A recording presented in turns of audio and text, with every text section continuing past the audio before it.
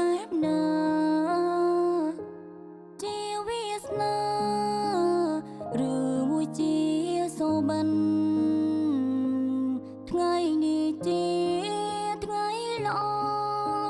ថ្ងៃដែលបងប្រាថ្នារៀបការជាមួយបរងត្រូវចិនមួយជីវិតក្នុងនាមប្អូនស្រីមិនបងໄວ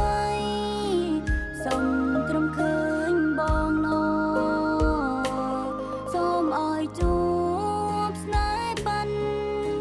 សូមជួបស្នេហ៍ស្មងសបន្តផ្លូវដើររួមជីវិតគូទូពេលខ្លាំង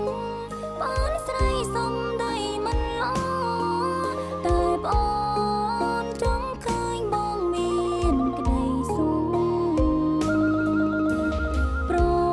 មលំបាកយ៉ាងណាក៏ប្អូនមិនកាន់សូមឲ្យតែបងសង្រហូតពេលនេះបងបានរៀបការហើយមានស្វាមីជួបបងថ្លៃចិនល្អចូលរក្សាចិនស្មោថែទាំគ្នាបន្តរហូតដល់ចាំងតកូនត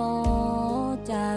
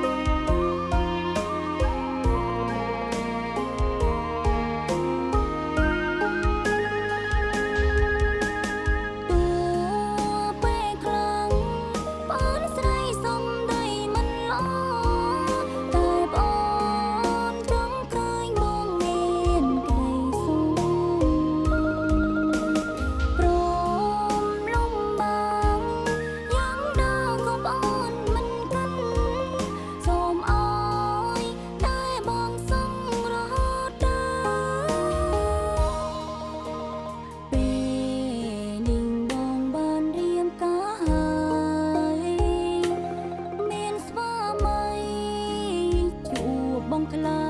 ចិនល្អចូលរក្សា